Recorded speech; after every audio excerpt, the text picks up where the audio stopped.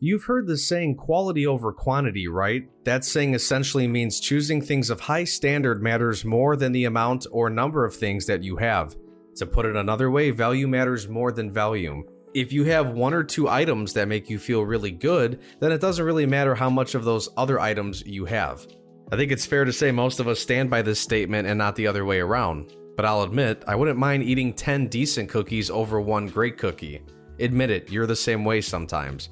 Well, this video is not about food, but rather a discussion about the lack of originality in Hollywood and in the gaming industry.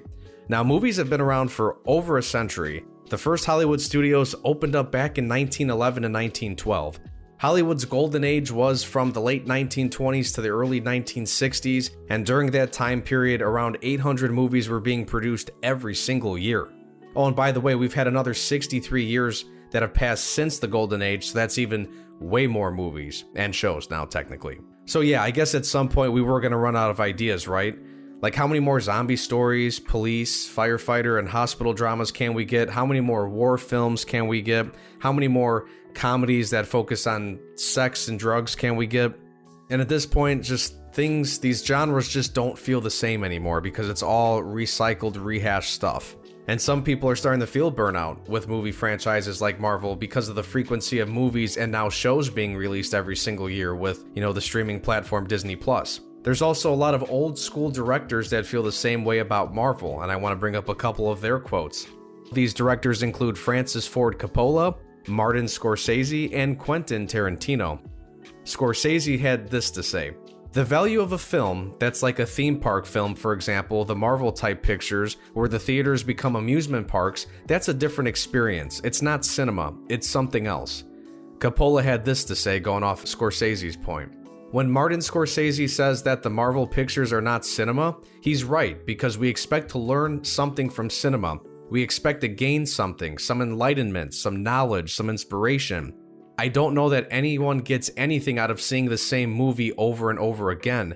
Martin was kind when he said that it's not cinema. He didn't say it's despicable, which I just say it is." Tarantino had this to say: "My only axe to grind is that they're the only things that seem to be made, and they're the only things that seem to generate any kind of excitement amongst a fan base or even for the studio making them. So it's just the fact that they are the entire representation of this era of movies right now. There's not really much room for anything else. That's my problem. It's a problem of representation." So that's a lot to digest there, and honestly, I don't completely agree with them, but I do understand their sentiments, and if anybody I agree with mostly is Tarantino, because I feel like, it's not Marvel's fault for all this excitement and hype they're generating. I mean, they did a great job leading up to Infinity War and Endgame. In my opinion, they should always be applauded for that. But coming out and grinding out so many movies and shows a year, it kind of makes you wonder, is this going to get old?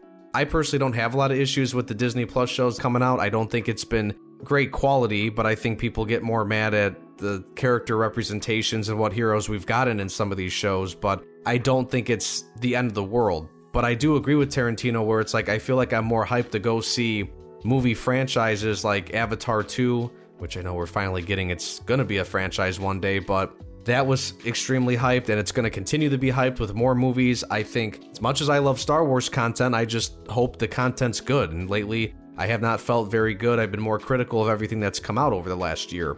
And then Marvel, kind of the same way, where it's like, are we going to hit burnout at a certain point? I haven't hit burnout yet, but I've seen so many other people hit burnout, unfortunately. I think one reason why people love Marvel and Star Wars so much, and I'm one of them, is because these are huge franchises with so many different possibilities for stories that are really endless. You have new superheroes you can make, there's a ton of comics out there, a ton of heroes already made, and then you got Star Wars, which is a huge galaxy where they could do so much and go to different planets and different areas, good guys, bad guys, ships, racing, all this stuff. There's just so much out there, so many endless possibilities. And honestly, I think this is exciting because lately we are just getting more run-of-the-mill comedies about sex, drugs, and doing stupid shit. And honestly, I'm going to throw up if I start seeing more TV shows about police and fire departments and hospitals and doctor drama and stuff like that. Also, it's crazy to see how many movies have turned into franchises, and I use air quotes here, that really don't need to be. There's been a lot of remakes and sequels that have come out and have been announced to come out over the next couple of years, and I found an article from last year technically that featured a list of 125 movie sequels on the way. And here's a list of some movies that stood out to me personally. Bad Boys 4, Beverly Hills Cop 4, Chicken Run 2, Despicable Me 4, The Equalizer 3, The Expendables 4, Jumanji 4, Lethal Weapon 5, Mad Max 5, and Twister 2. Who is asking for more of these movies? Some of these movies do not need sequels or even need to become franchises. One of my favorite franchises of all time made 5 movies too many. I'm a big Pirates of the Caribbean fan, however the 4th and 5th films were not good and they did not need to be made. The writing was poor and most of the cast did not return for the last 2 movies, so the movies felt very subpar and generic, and again, just really crappy quality writing. It didn't even seem like Johnny Depp was allowed to be himself like he was in the first 3 movies.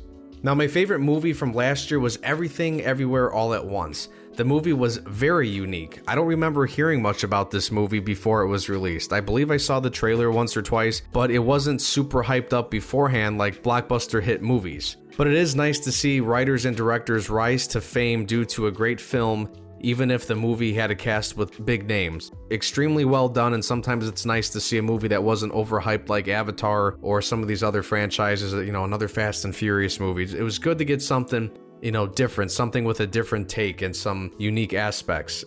So video games seem to be having this issue as well, mostly the AAA companies. Smaller companies like indie developers seem to be the most creative with their games, even if they are small in size and are pretty simple to play. Some try to do new things or do the impossible, like being the ultimate RPG style game ever, where you could pick and choose your role with endless possibilities and so on. And the gaming industry is interesting because some of these bigger companies like Activision, Ubisoft, and EA continue to milk the same franchises. The top video game list never seems to change over time. We get a ton of Call of Duty games, a ton of Pokemon games, Assassin's Creed, Mario, Sonic, you get the point. I have nothing against these games, but why are these the only games we tend to hear about year after year? And you always hear people complain about COD, and I'm the same way sometimes, where the games just always feel the same, and I think these people are correct. It wasn't until recently with these last 2 Modern Warfare Call of Duty games that they've actually changed it up quite a bit to feel different and to give you a different experience, especially with such a high focus, with live service now in multiplayer games. So let me get to my point here for the gaming industry. Here's a picture from an old Big Fry TV video. In this video, he talks about why the PS4 and Xbox One generation was bad. That's not my point in this video, but take a look at this screenshot from his video. This is a list of all the games that came out in the generation before. The PS3 and the Xbox 360 era, which, in my opinion, was the best gaming generation I grew up in and definitely one of the best in the history of gaming. Now look at the games on this list, seriously, top tier games. How many of these games continue to be pumped out today?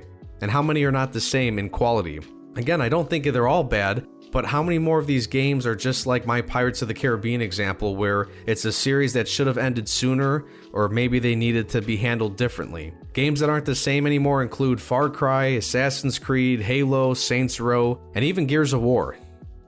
It's also interesting to see just how many game remakes that have been made. The Resident Evil series has had a few, which is cool. It's been a great franchise for a long time, and I was very young and didn't play the early Resident Evil games. I think I started playing at 4. So playing the Resident Evil 2 remake was good, and the third one I didn't play, but watching it and seeing it looked very good as well. Then you even had Resident Evil 2 winning numerous awards in 2019, including Game of the Year at the Golden Joystick Awards. Again, I liked the game, I played it, but I think it's kind of sad when a remake of a game is the best game of the year. And I'll admit, I am excited for the Resident Evil 4 remake because it is one of my favorite games of all time, but I really hope it's not the best game that comes out in 2023, honestly. And I find it wild that Horizon Zero Dawn is already getting a remake for the PS5, and that game just came out in 2017.